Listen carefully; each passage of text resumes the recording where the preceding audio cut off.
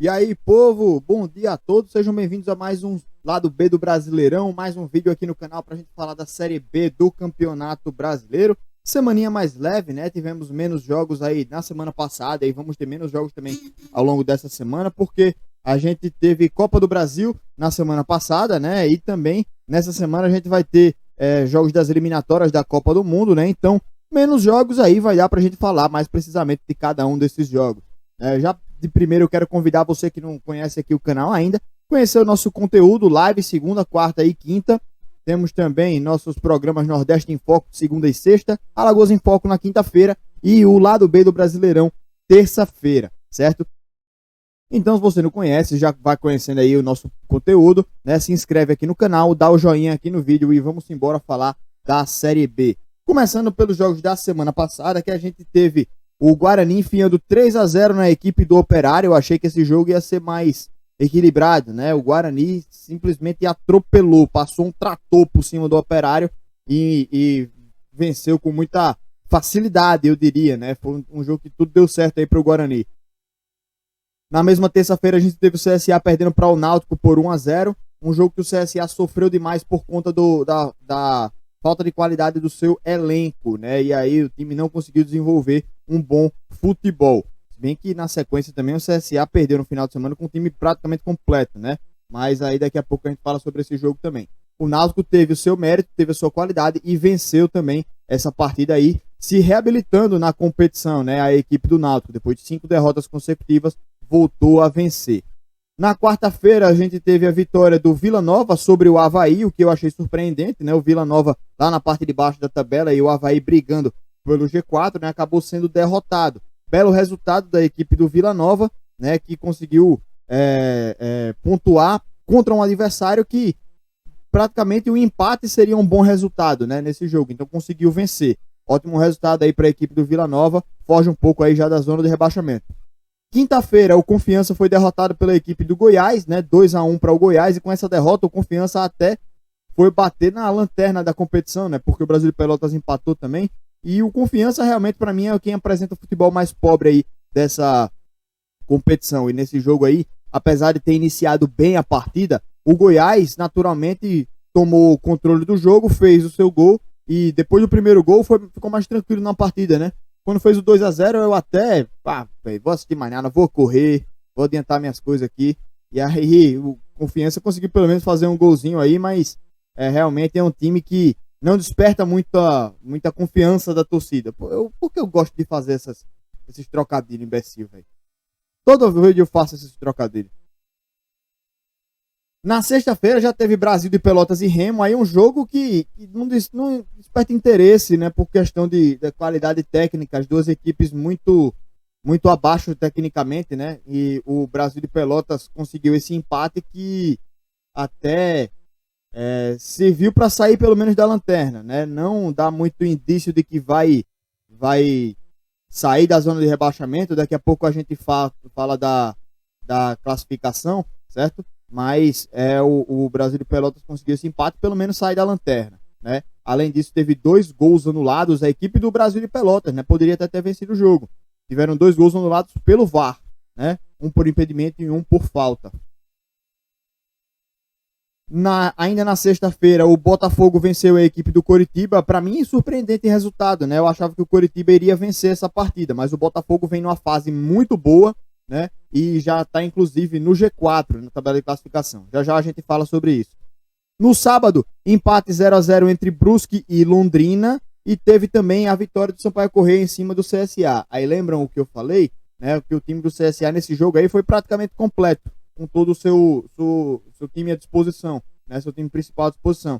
E também não conseguiu desempenhar um bom futebol. Esse resultado aí culminou inclusive na demissão do Ney Franco, né? E o CSA anunciou ontem ainda o Moza, que era treinador da equipe na temporada passada.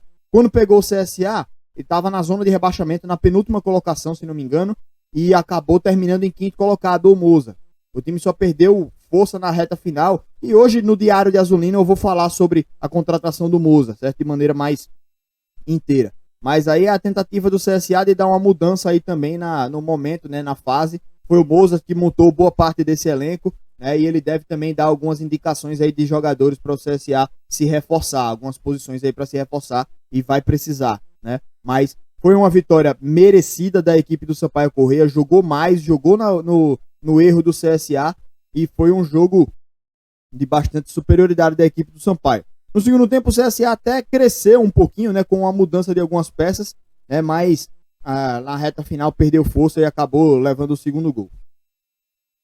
Domingão, a gente teve mais um jogo em que o Cruzeiro não consegue vencer um alagoano, né? Pegou o CRB e empatou em 0-0, um jogo bastante movimentado lá e cá, né? E as duas equipes tiveram chance de vencer a partida, mas ninguém teve a qualidade para fazer os gols. O Náutico e o Vitória empataram em 1-1. O Náutico fez 1-0 e levou o empate da equipe do Vitória, né? Então, eu até não vi ainda os melhores momentos, mas pelo que disseram, foi uma falha da defesa aí da equipe do Náutico, né, no lance do gol, entregou o gol aí para o Vitória, 1-1. O Náutico, que tinha voltado a vencer, venceu a equipe do CSA e acabou agora empatando, né, com o Vitória. E o Vitória agora, na minha opinião, devia até mudar de nome para Esporte Clube Empate, né, porque o time empata que só a boba da peste. A equipe do Vitória, eu vou até colocar aqui para a gente confirmar isso aí.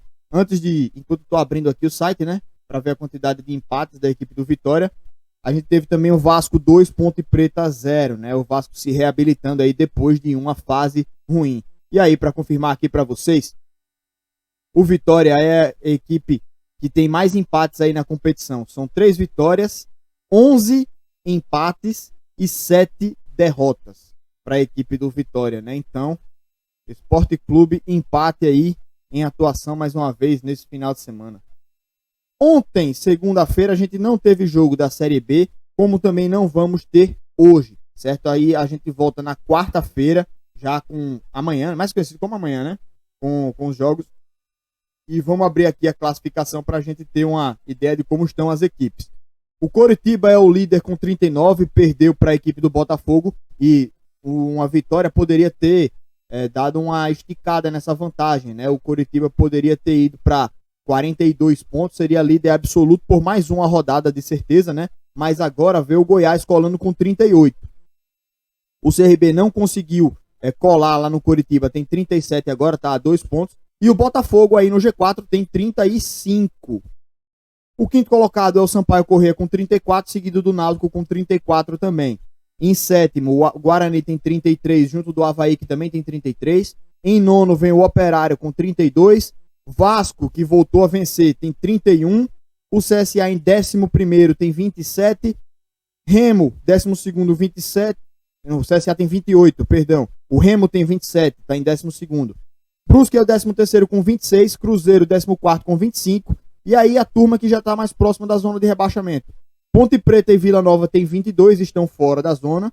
Dentro da zona está o Londrina com 21, o Vitória com 20. E aí Brasília e Pelotas 14 pontos. 6 pontos atrás do Vitória, que é o 18º. Então já está muito longe aí o Brasília e Pelotas com 14 e o Confiança com 13. São essas duas equipes aí estão piores na tabela de classificação, né? O Brasília e Pelotas está a 8 pontos do Vila Nova, que é o primeiro time fora do Z4. O Confiança tem 13 pontos, a 9 pontos aí de diferença, então é uma situação bastante complicada dessas duas equipes aí. Vamos falar agora então dos próximos jogos, tá, pessoal? Vamos dar também logo os nossos palpites aí sobre essas partidas. Confiança e CRB na quarta-feira, o Confiança, lanterna da competição. Qualquer resultado que não seja uma vitória do CRB, para mim vai ser uma surpresa, né? E aí uma vitória do CRB, pelo menos eles conseguem assumir a liderança provisoriamente, né? Porque o Coritiba joga na mesma quarta, só que ele joga às 9h30 da noite, um pouquinho depois. O jogo do CRB é de 7, o Coritiba joga 9h30 fora de casa contra o Londrina. E aí tem toda a possibilidade também de um empate, né? De uma vitória, né? A equipe do Coritiba. Não acho que o Londrina vai ter força para segurar o Coritiba, não, viu? Então acho que dá Coritiba aí nesse jogo da quarta-feira. Na quinta-feira não tem Série B. Na sexta-feira a gente retorna aí, tem 4 jogos, né? Brusque, Avaí, jogam às 7 horas da noite. O Brusque é um time de muitos altos e baixos, né? Tem boas fases, tem fases ruins, então acho que o Avaí deve confirmar a vitória. Sampaio Corrêa visita a Ponte Preta e eu acho que o Sampaio tem força para vencer a Ponte. Vasco e Brasil de Pelotas, eu acho que dá Vasco, né? O Brasil de Pelotas já fundado lá embaixo. CSA e Vila Nova já é um jogo um pouco mais complicado. O CSA não é um time que desperta muita confiança do torcedor, mas o Vila Nova também é uma equipe que está beirando a zona de rebaixamento, né? Com a nova comissão técnica, com o trabalho aí durante a semana, eu acho que o CSA tem condições de vencer esse jogo, mas eu, como torcedor, não confio na equipe do CSA, né? Nesse sábado a gente vai ter 3 jogos: Operário e Vitória, Náutico e Guarani, Remo e Botafogo. No sábado, 11 horas da manhã, né? Operário e Vitória. Eu acho que o Operário vai vencer esse jogo aí. O Operário tem mais time que o Vitória. Náutico e Guarani é uma partida interessante de se acompanhar. As duas equipes estão brigando lá pelas primeiras posições. O Náutico com 34, o Guarani com 33, estão coladinhos ali, estão querendo entrar no G4, né? Então eu apostaria no empate aí nessa partida. O jogo é 5h15 do sábado. E Remo contra Botafogo fecham aí o sábado, né? 7h30 da noite. O Remo não vejo com tanta força assim. O Botafogo vem numa fase muito boa, né? Então eu aposto no Botafogo nessa partida aí. No domingo não tem jogo da Série B. Na segunda-feira tem uma partida entre Avaí e Vasco. Eu acho que o Avaí é mais time e deve vencer esse jogo, apesar de vir descendo aí um pouco na tabela, né? O Vasco se reabilitou, mas eu acho que o Avaí tem mais time e ganha esse jogo, até por jogar em casa também, certo? Mas como o Avaí joga com o Brusque ainda também, tem muito dessas partidas anteriores, né? Das equipes aí. O Vasco também joga com o Brasil de Pelotas, então esses jogos eles condicionam um pouco as próximas partidas, né? E outra coisa, só pra gente confirmar aqui também, né? Porque nessa semana não vai ter rodada da Série A e a Série B também não vai ter rodada no meio da semana, vai ser espaçado esses jogos, né? A gente vai ter eliminatórias da Copa do Mundo, né? Então o Brasil joga na quinta-feira às 10 horas da noite contra o Chile, né? Fora de casa. Então é por isso que durante a semana aí a gente tá tendo menos jogos. E aí no dia de hoje a gente conseguiu até passar um pouco pelas partidas aí, falar um pouquinho de todos os jogos, né, que vão acontecer até terça-feira que vem, que é o nosso próximo programa. Então eu agradeço a presença de vocês aqui no canal, galera. Tamo junto, muito obrigado aqui e até a próxima, viu? Amanhã tem live aqui, live matinal às 9 da manhã aqui no canal, pra gente falar sobre o que aconteceu aí nesses dias e também para conversar um pouquinho, debater com os nossos torcedores, tá? Um abraço, galera. Valeu. Até a próxima aí. Tamo junto.